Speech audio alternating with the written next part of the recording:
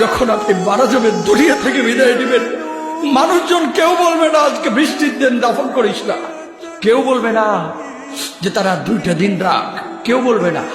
কবরের মধ্যে যখন নিয়ে যাওয়া হবে, আপনার স্ত্রীর কথা মনে পড়বে, আপনার সন্তানের কথা মনে পড়বে, আপনার বাবার কথা মনে পড়বে।